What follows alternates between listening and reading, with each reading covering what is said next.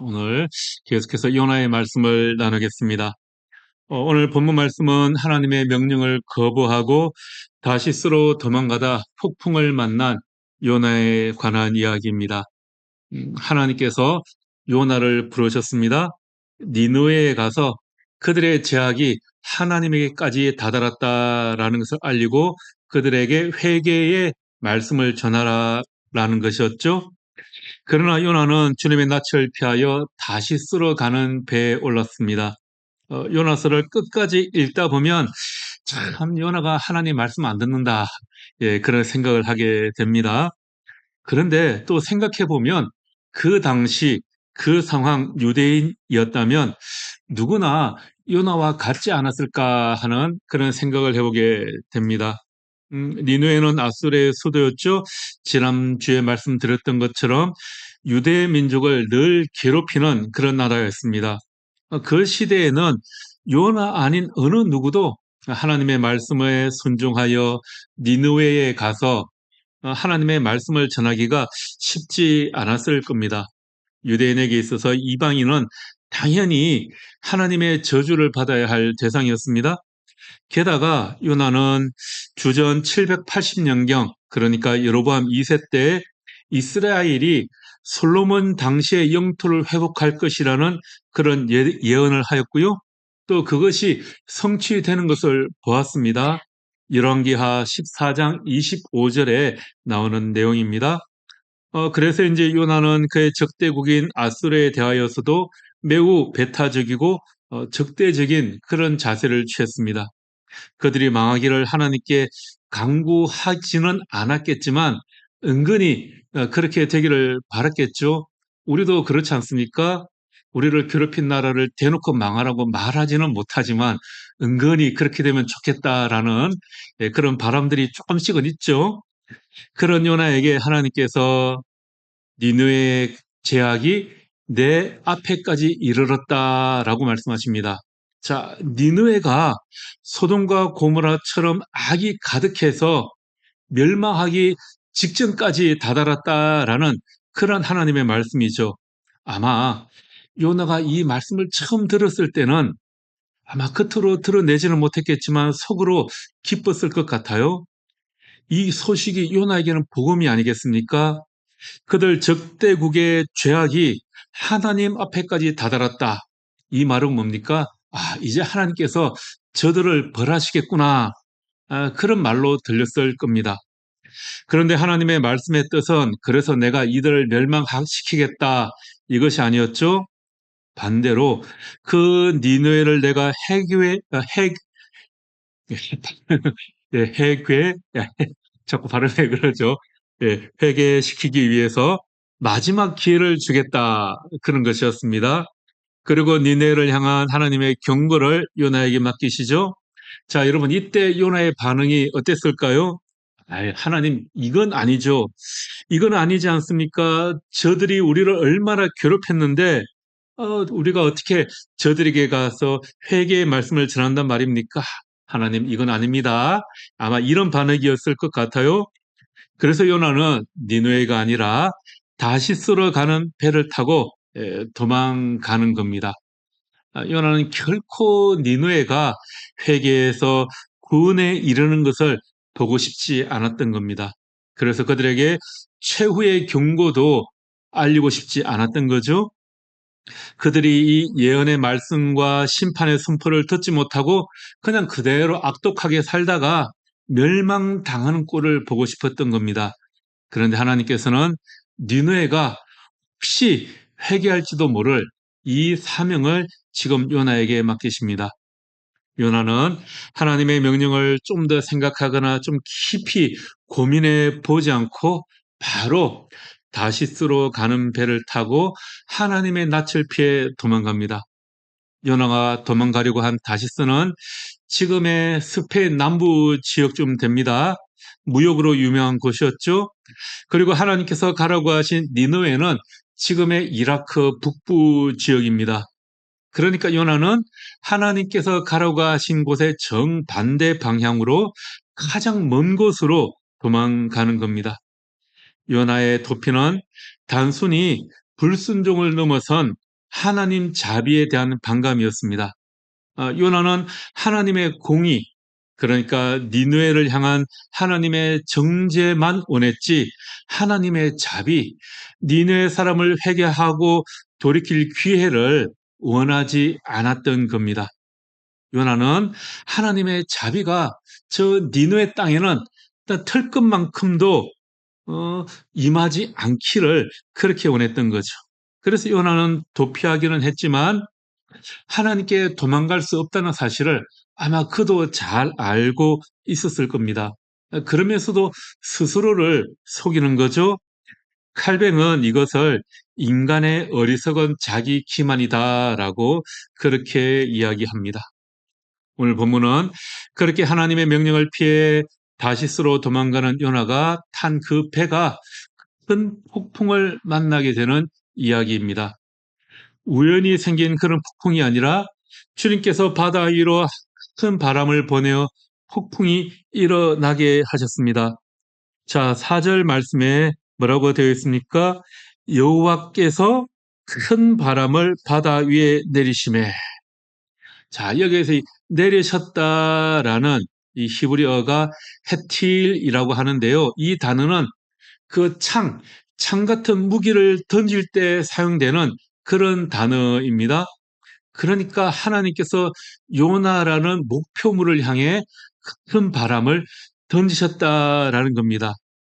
주님께서 요나를 그러한 상황 가운데 빠지게 하셨다는 거죠. 바다의 폭풍이 일어 큰 배가 거의 부서지게 되었습니다. 뱃사람들은 두려움에 사로잡혀 자기 신들에게 살려달라고 부르짖고 또 어떻게든 이 배를 좀 살려보겠노라고 가볍게 만들기 위해서 배에 있던 그 모든 짐을 다 바다로 던졌습니다. 그래도 폭풍을 헤쳐나갈 수 없게 되자, 자, 그러면 도대체 누구의 죄 때문에, 누구의 잘못 때문에 이런 일이 일어나는가 우리가 한번 알아보자. 우리 제비뽑기를 한번 해보자라고 합니다. 누군가가 믿는 신이 화가 나서 지금 이런 폭풍이 일어났으니까 그 신을 화나게 만든 사람을 우리가 찾아보자. 그러면 신의 진노가 가라앉지 않겠느냐. 그런 생각입니다. 여러분, 이러한 위기의 상황은 사람의 본 모습을 드러내고 또 이러한 폭풍은 참 종교를 드러냅니다. 하나님께서는 폭풍을 통해서 요나를 끈질기게 따라다니시며 본인이 참 하나님임을 요나에게 드러내십니다. 또 이방 뱃사람들에게도 하나님을 드러내시죠. 폭풍으로 인해 패닉에 빠진 사람들은 요나의 하나님을 찾을 수밖에 없었습니다. 참 종교가 참 하나님이 드러나는 순간이죠. 하나님은 선지자 요나가 하나님의 낯을 피해 도망치고 있을 때 그를 방관하지 않으시고요. 계속해서 그를 따라다니십니다. 하나님께서 요나를 니느웨로 부르시는 이유는 아이러니하게도 하나님이 이스라엘의 원수로 여기는 그 니느웨까지도 돌보셨기 때문입니다. 그리고 이 폭풍 속에서도 하나님은 요나가 이 하나님을 뱃사람들에게 전할 그런 기회를 주십니다. 사람들에게 찾아오는 이 절망은 그 순간 우리에게 진정한 종교, 진정한 하나님이 누구이신지를 드러내는 것입니다. 또 위기의 상황에서 사람의 본 모습이 드러나게 되죠. 이 폭풍 속에서 요나의 본 모습이 드러납니다. 자, 누구 때문에 이런 폭풍이 부는지 알기 위해서 뱃사람들은 제비뽑기를 합니다. 제비뽑기 결과 요나가 걸리고 자신이 하나님의 낯을 피하여 달아나고 있기 때문에 이런 폭풍을 하나님께서 보내셨다고 하면서 자, 이 폭풍을 잔잔하게 만들려면 나를 바다에 던져라. 그렇게 이야기하죠. 여러분, 요나와 함께 배에 타고 있는 사람들을 한번 생각해 보십시오. 그들은 하나님을 알지 못하는 사람들이었습니다. 이방인입니다. 바다의 폭풍이 일어 배가 거의 부서지게 되었을 때 그들은 두려워하며 그들 각자의 신에게 부르짖었습니다. 그들 대부분은 무역을 위해 다시스와 욥바를 오고 가는 상인들입니다. 다시스는 지중해 연안에 있는 무역항으로 이곳에는 금과 은, 철들이 생산되고 또 이것을 가공해서 수출하는 그런 곳으로 유명합니다. 솔로몬은 3년에 한 번씩 금과 은과 상아, 원숭이 등을 이 다시스에서 실어왔습니다. 그러니까 이 다시스는 풍요와 자유, 인생의 즐거움이 넘치는 그런 곳입니다. 그 시대의 세속 도시였죠. 요나와 같은 배를 타고 있는 사람들은 이런 부류의 사람들이었습니다. 하나님과 전혀 상관없고 자유와 인생의 즐거움을 누리는 그런 사람들입니다. 이방인에게 우상을 섬기는 사람들이었습니다. 그런데 그런 그들이 배를 타고 가다가 죽을 지경이 되었습니다. 그들이 이 폭풍을 피할 방법은 이제 간단하죠?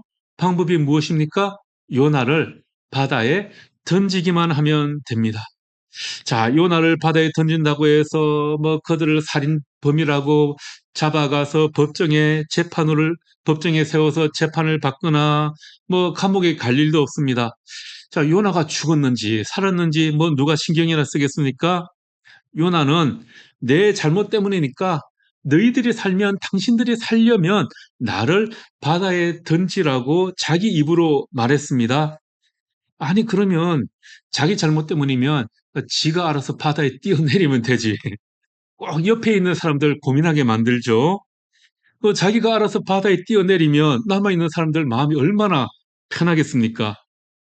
다시스로 가는 배 안에서 죽을 상황에 부닥친 이 이방인들, 그들이 할 수 있는 선택은 어떻게 보면 너무나도 단순하죠.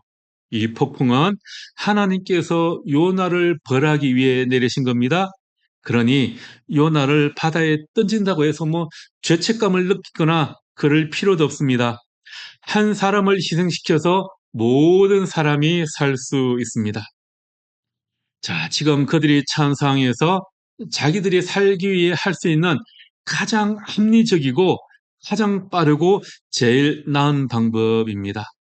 그들이 이 폭풍이라는 상황에 지배당했다면 그들은 요나를 바로 바다에 집어 던졌을 것입니다. 자, 그런데 13절 말씀 앞부분에 뭐라고 기록하고 있습니까? 13절 말씀을 우리 다 같이 한번 읽어 볼까요? 그러나 그 사람들이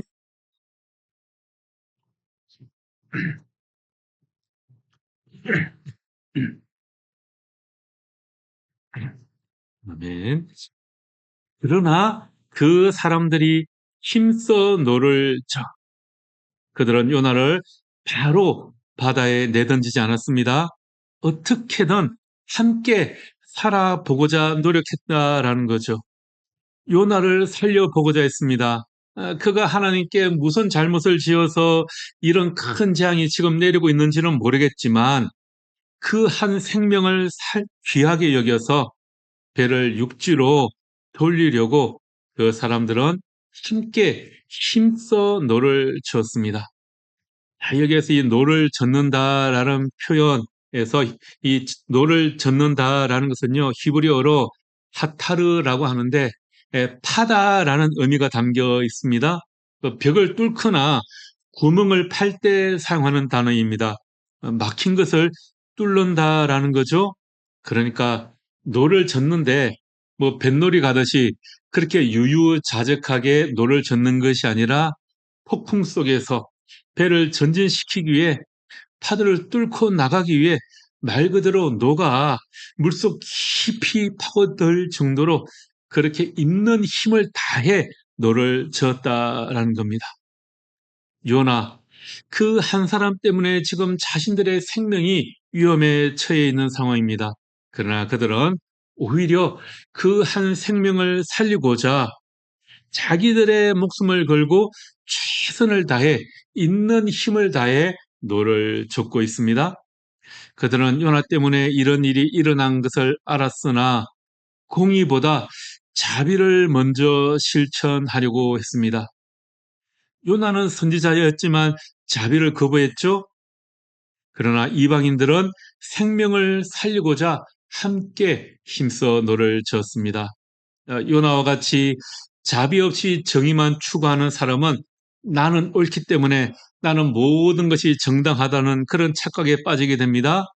이렇게 자비로움 없이 정의만 추구하면 비인격적이고 오히려 폭력적인 그런 도구가 될 수 있습니다. 칼뱅은 요나서 강의에서 이 장면을 보면서 하나님을 아는 자가 때때로 무신론자보다 더 잔인할 수 있다. 예, 이렇게 경고하고 있습니다. 어쩌면 요즘 한국 교회에 이런 현상이 참 많이 일어나고 있는 것 같습니다. 요즘 한국 교회는 점점 더 정치적인 이념에 따라서 사람을 선과 악, 의인과 죄인으로 나눕니다. 사회적 약자에 대한 자비나 배려보다 도덕적 판단과 정죄를 앞세우는 경우가 너무나도 많이 있죠. 요나가 니네 사람을 용서받을 수 없는 그런 죄인이라고 판단했던 것처럼 오늘 우리 한국 교회에도 어떤 사람들은 아예 회개의 가능성이 없다라고 생각하면서 죄인으로 선을 긋는 그런 모습들이 있습니다. 요나처럼 자기 생각을 하나님의 판단으로 대신하는 겁니다. 그래서 교회가 분열되기도 하고요. 오히려 교회가 정죄의 상징이 되기도 합니다. 하나님은 불순종한 요나도 사용하시지만 오히려 이방 선원들을 통해서 그들의 자비를 통해서 요나에게 하나님의 마음을 보여주십니다. 우리는 모두 이 세상이라는 한 배를 타고 있다라는 겁니다. 이러한 태도는 예수님이 가르쳐 주신 주기도에도 드러나 있습니다. 마틴 루터, 우리가 잘 아는 종교 개혁자죠. 마틴 루터는 주기도문 중에 우리에게 일용할 양식을 달라는 기도를 개인적인 필요가 아닌 공동체 전체의 필요로 해석하고 있습니다.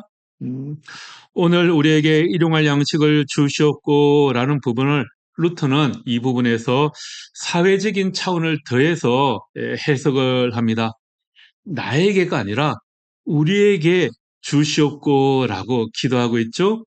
우리 모두, 그러니까 누구나 빠짐없이 모두가 다 일용할 양식을 얻기 위해서는 어떻게 되어야겠습니까? 그렇게 되려면 경제가 활성화되어야 하고 취업률이 높아져야 하고 정의로운 사회가 구현되어야 하겠죠? 그러므로 우리에게 일용할 양식을 주시옵고라는 기도는 우리 사회, 현재 우리 한국 사회로 비유하자면 뭐 최저임금이 인상되고 노동 환경이 개선되고 또 노동시장에서 약자의 권리를 보호하는 그런 것이 될 수도 있습니다. 루테에게 일용할 양식을 위한 기도는 이렇게 번영과 공정한 사회 질서를 강구하는 그런 기도였다라는 겁니다. 예, 일주일 전에 있었던 그 세계 정치학회 서울 총회에서 그 이재명 대통령이 기조 연설을 했는데요. 그 연설을 가만히 들어보면 그 안에 루트의 이러한 사상이 그대로 담겨 있습니다. 뭐 이분이 루트의 이 주기도문 해석을 보고 연설문을 작성하지는 않았을 텐데 어쨌든 그런 같은 생각의 말을 하고 있더라고요. 한국 사회는 여전히 양극화가 심각한 사회이죠. 그래서 우리에게 일용할 양식을 주시옵고라는 기도는 우리 사회의 정의로운 경제 시스템, 또 정직한 상업과 공정한 노동 구조, 또 사회적 약자를 위한 그런 기도문이 될 수 있을 것 같습니다. 그런 의미에서 내일부터 지급되는 민생회복 소비 쿠폰, 소상공인 채무 감면 이런 정책이 이 기도와도 부합하는 정책이 아닐까 하는 그런 개인적인 생각을 해보게 됩니다. 우리가 함께 살아가는 사회다라는 것을 강조하는 그런 말씀입니다. 반면에 요나는 왜 이런 상황에 지금 처해 있습니까? 하나님께서 니느웨에 가서 그곳의 죄악성을 외치라고 할 때 요나는 이 하나님의 말씀을 무시하고 도망쳤습니다. 요나서를 읽어보면 니느웨를 말할 때 큰 성읍, 그 큰 성읍이라고 하죠. 성의 크기가 크다라는 의미도 있고요. 그 안에 거주하는 사람들의 숫자가 그만큼 많다라는 의미도 담겨 있습니다. 하나님께서는 그 큰 성읍 니느웨를 구원하시고자 합니다. 큰 성읍이라는 말에는 그곳을 향한 하나님의 자비와 사랑, 그들을 향한 하나님의 긍휼이 또 크다라는 그런 의미도 담겨 있을 겁니다. 그래서 요나를 불러 그 큰 성읍으로 보내십니다. 그러나 요나는 그 큰 성읍이 구원받는 것이 싫어 도망쳤습니다. 그들의 생명을 살리기가 싫었습니다. 이방인 선원들은 요나 한 명의 생명을 귀중히 여겨 절체절명의 위기에서도 요나를 구하려고 애쓰고 있는데 정작 하나님의 백성이요 하나님의 말씀을 맡은 선지자인 요나는 니느웨가 멸망하지 않는 것에 대해 분노를 터뜨립니다. 요나와 이방 이 선원들의 태도가 완전히 바뀌어 있는 것 아닙니까? 하나님께 혼나고 다시 썰어가서 하나님의 말씀을 전하고 나서도 요나는 그들이 하나님의 용서를 받는 것보다 심판받는 것을 기다렸습니다. 하나님의 말씀을 저들이 듣고 회개할까 봐 오히려 조바심이 났습니다.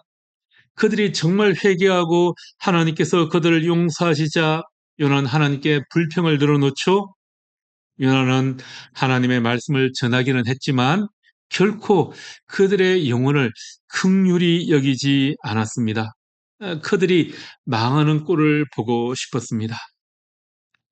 자, 요나가 폭풍을 잔잔하게 하기 위해 자기를 바다에 던지라고 한 것은 그러니까 자기를 희생해서 배에 탄 나머지 사람들을 내가 다 살리겠다.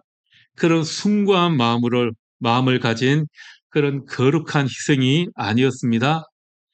여러분, 그렇지 않습니까? 자기 때문에 죽게 된 이 사람들의 생명을 구하고자 하는 마음이 있었다면 심청이처럼 자기가 바다에 뛰어들면 될 것을.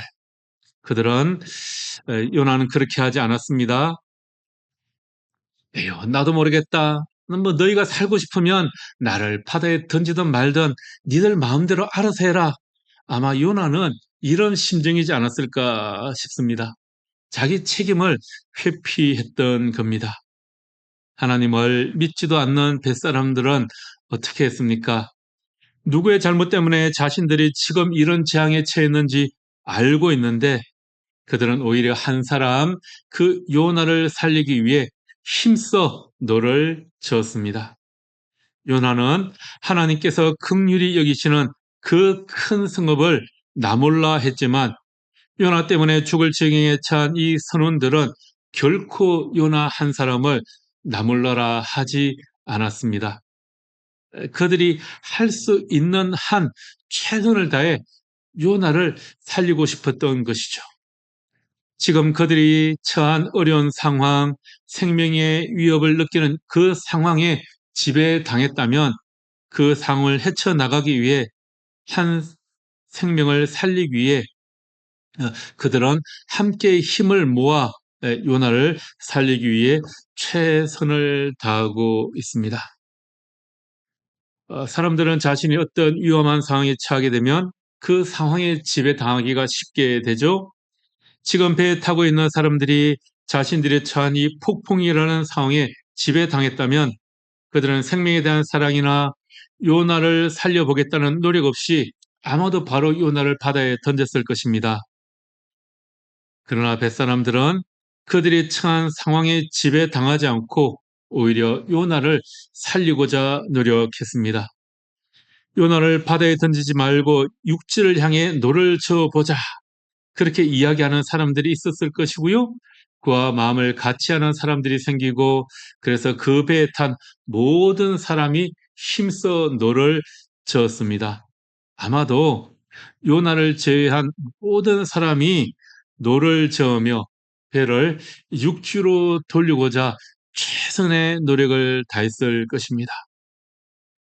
예수님께서는 두세 사람이 내 이름으로 모인 곳에는 내가 그들과 그 가운데 함께 하시겠다 말씀하셨죠.